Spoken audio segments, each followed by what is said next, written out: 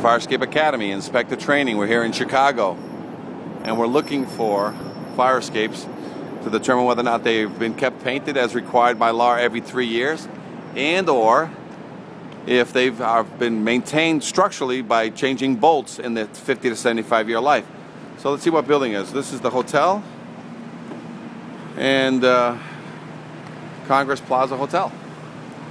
So let's take a look at this first thing. See if there's any life safety issues. Life safety issues is anything that's ready to dangle, hit, hurt somebody. So this is a hotel, and the first thing we got here that's a life safety issue is these supports here, banged by a truck. So that means that the support that's handling the cantilever is out of whack. Got hit by a truck and never been repaired. It looks like an old hit.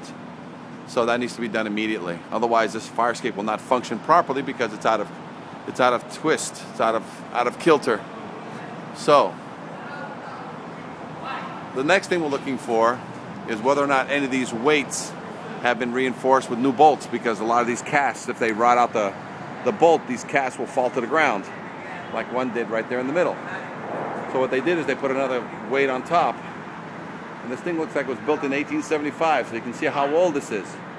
We're looking for evidence of hex head bolts or changing of the hardware.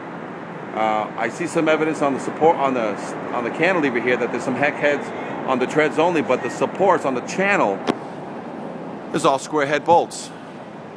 We're also looking for some evidence up above that at the stringer connections, the rail post connections, see if there's any change. All original hardware. It looks like they might have changed the bolts out on the treads on this, but nothing else. All the supports, we can see all the original hardware. All the supports holding the platforms looks like still square head bolts. I got rusty tiers coming down. The entire length of the building, you can see nothing but cracked cement and rusty tiers, indicating that there's water intrusion into the building. That wasn't addressed. So the fire escape is being painted, but nobody's really addressing the only means of egress for these people or the firemen to get into this building.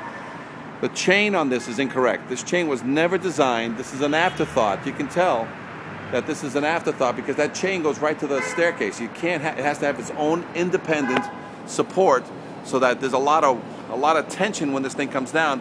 And usually on the chain you have a spring load, so that it takes a little bit of the absorption, a shock absorber spring on the chain, and there's not one here, so it's direct yanking on that staircase. So these things are made and perfectly balanced so that when you step on the first or second tread, it drops to the ground 2 to 3 feet per second, hits the ground, stays down by itself, does not come back up.